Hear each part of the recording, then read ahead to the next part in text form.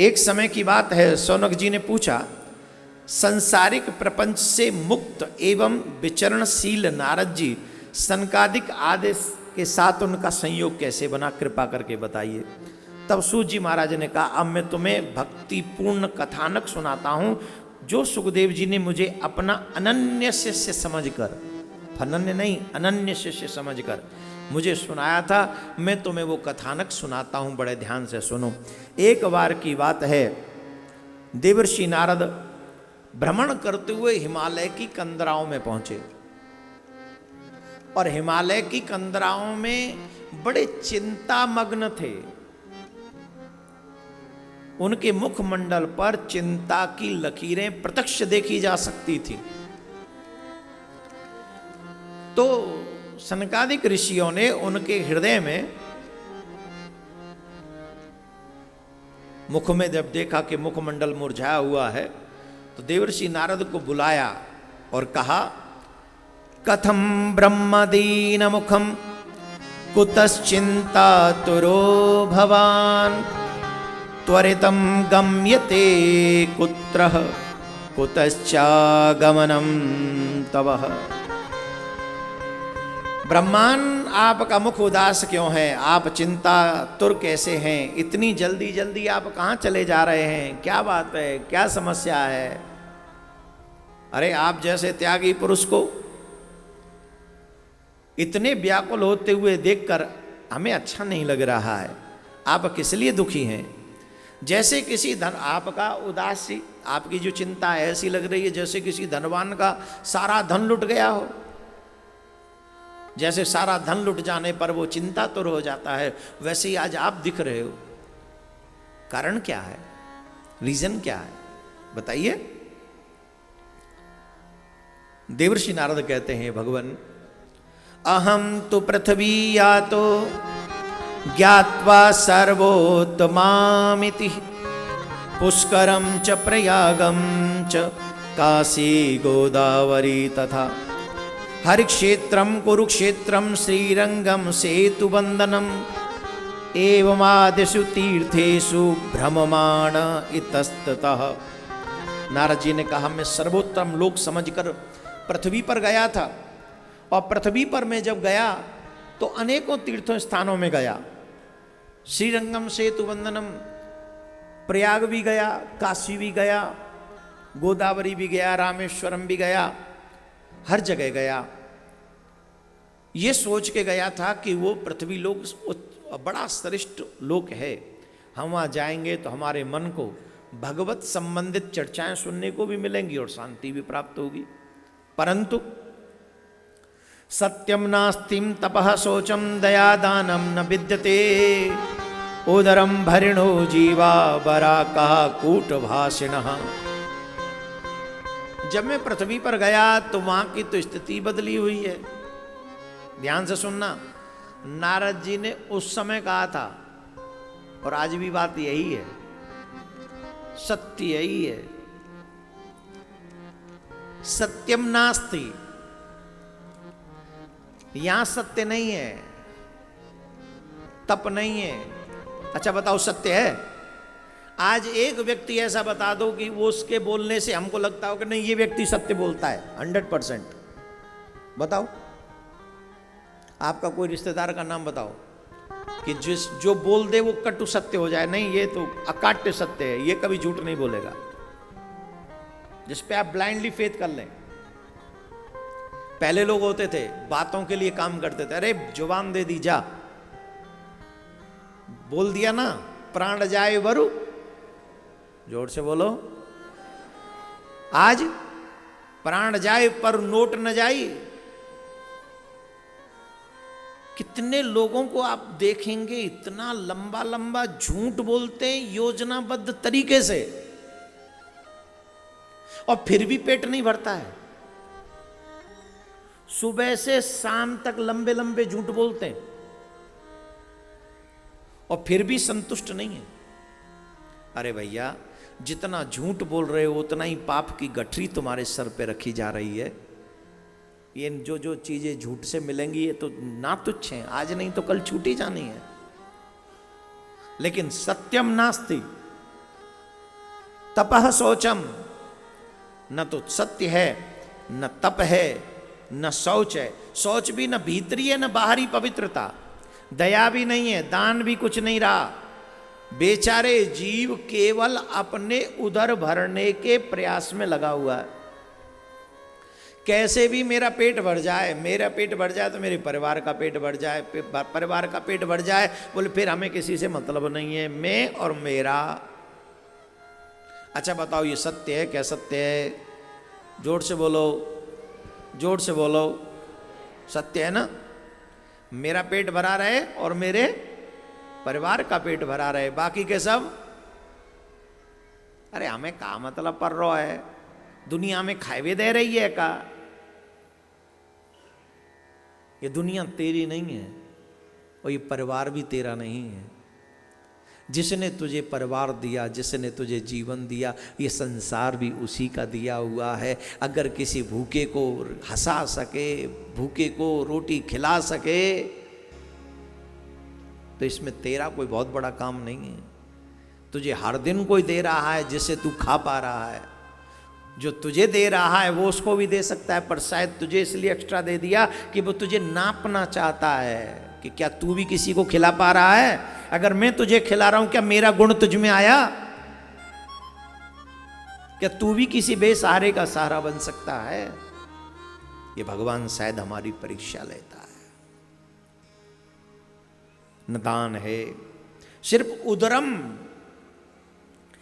अपना पेट भरने में लगा हुआ है। भाग्यहीन है ये व्यक्ति।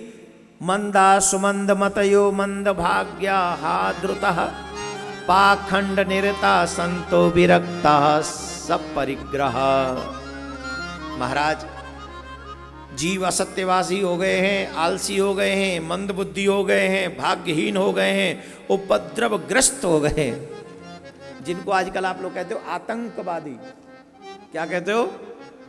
जोर से बोलो। भागवत में भी है उपद्रवग्रस्त, उपद्रवी। जीव उपद्रवी हो गया है, उपद्रव करता है।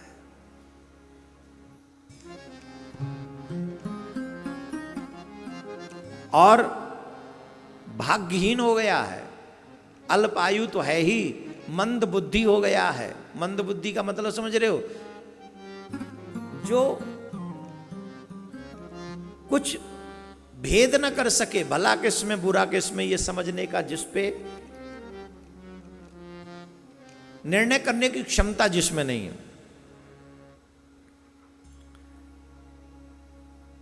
यही हाल है महाराज इनका। कैसे? और महात्माओं के आश्रम, तीर्थ और नदियों में यवनों का, विधर्मियों का अधिकार है। उन दुष्टों ने बहुत ही देवालय भी नष्ट कर दिए। ये देवर्षि नारद कह रहे हैं, हम नहीं कह रहे हैं। यवनों ने हमारे बहुत से देवालय नष्ट किए। पर इस बात को आप भली प्रकार से जानते हैं कि इन दुष्ट लोगों ने सबसे ज्यादा अगर किसी भी धर्म को क्षतिग्रस्त किया है तो वो सनातन धर्म को क्षतिग्रस्त किया है। बार बार सनातन धर्म पर, हिंदुत्व पर आक्रमण किया गया है। हम लोगों पर आक्रमण करने के जो जहां से हम लोग धर्म का प्रचार करते हैं, वो हमारे ग्रंथ, वो देवालय जहां हम पूजा करते हैं, वो तीर्थ जहां हम जाकर अपने आराध्य की पूजा अर्चना करते हैं, कथा श्रवण इत्यादि करते हैं, उन स्थानों को अपवित्र करने का इन दुष्टों ने कोई भी मौका गमाया नहीं है। और हम लोग अपने आप को सहनशील होने का बहाना करते करते वो सब सहते गए। कई हजार मंदिर तोड़े गए हैं। आज भी मथुरा के जन्मभूमि की बगल में, आज भी मथुरा की जन्मभूमि की बगल में उन आतताइयों का निशान खड़ा हुआ है। काशी विश्वनाथ के मंदिर की बगल में वो निशान खड़ा हुआ है। क्यों खड़ा हुआ है? क्योंकि अभी तक हिंदुओं ने, सनातनियों ने उस स्थान की चिंता की ही नहीं है, परवाह ही नहीं है। हम लोग परेशान नहीं है। हमारे भगवान का स्थान छीन लिया जाए तो कोई बात नहीं। हमारे तीर्थ स्थानों में मदिरा मिले, हमारे तीर्थ स्थानों में पशुओं की बलि चढ़े, पशु काट दिए जाएं, क्या हमें इसकी परवाह है? नहीं है। हमें तो सिर्फ हमारे घर की परवाह है। वो सनातनी कैसा होगा जिस सनातनी को अपने ईश्वर के स्थान की चिंता नहीं है। वो सनातनी कैसा होगा जिसे ईश्वर के उस शहर की चिंता नहीं है। वो सनातनी कैसा होगा जिसे अपने ऋषि मुनियों की परंपराओं की चिंता नहीं है। वो सनातनी कैसा होगा जिसे आने वाली पीढ़ी की सुरक्षा की चिंता नहीं है। और हम अपने आप को हिंदू कहते हैं। कैसे हिंदू हैं रे हम? कौन कौन चाहता है कि मथुरा की जन्मभूमि भी राम मंदिर की तर्ज पर उसका भव्य निर्माण होना चाहिए? कौन कौन चाहता है? अगर सच्चे सनातनी हो तो ईमानदारी से जवाब दो, नहीं तो चुप बैठे रहो। कौन कौन चाहता है कि जैसे अयोध्या में राम मंदिर बन रहा है वैसे ही आजाद होकर मथुरा में भी कृष्ण मंदिर बने, काशी में विश्वनाथ मंदिर बने, और जिन जिन जगह पर आतताइयों ने हमारे देवालयों को तोड़ा है उन सब देवालयों को मुक्त किया जाए और वहां पर हमारे देवी देवताओं की पुनः ऐसे ही आनंद के साथ पूजा अर्चना हो और हमारा आना जाना बना रहे। बोलो राधे राधे।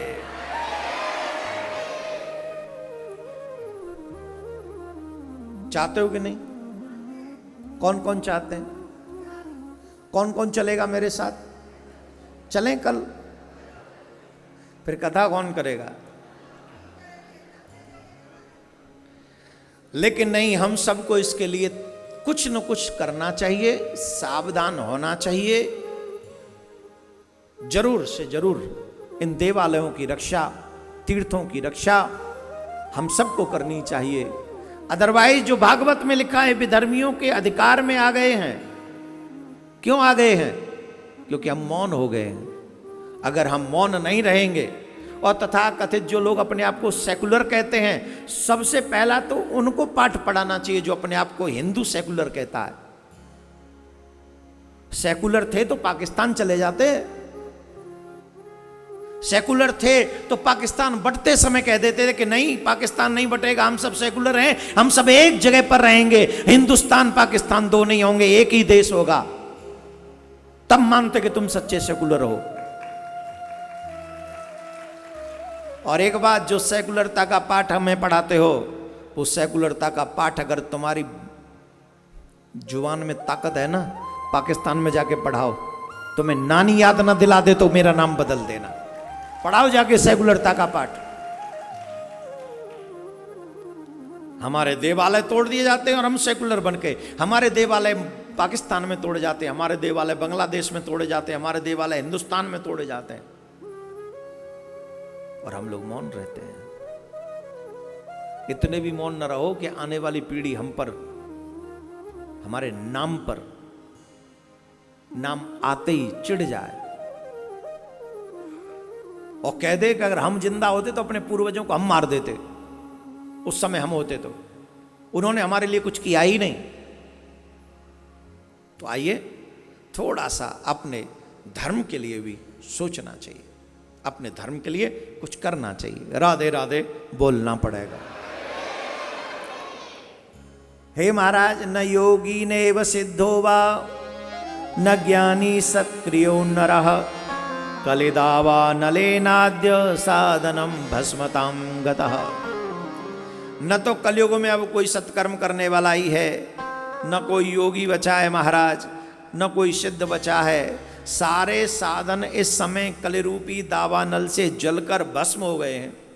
इस कलयुग में सभी देशवासी बाजारों में अन्न बेचने लगे हैं। ब्राह्मण लोग पैसे लेकर वेद पढ़ाते हैं। आहा, क्या क्या लिखा हुआ है। जो लिखा है वो सब सत्य है। धन कमाने के लिए कोई भी सीमा स्त्री पुरुष लांग रहे हैं। अब इन्हीं शब्दों में समझ लो कि क्या कहना चाहता हूं। धन कमाने के लिए स्त्री पुरुष अपनी सारी सीमाएं लांग रहे हैं। हे महाराज, ऐसी दशा मृत्यु लोक पे पृथ्वी पर जब मैं गया तो लोगों की ये दशा देखी।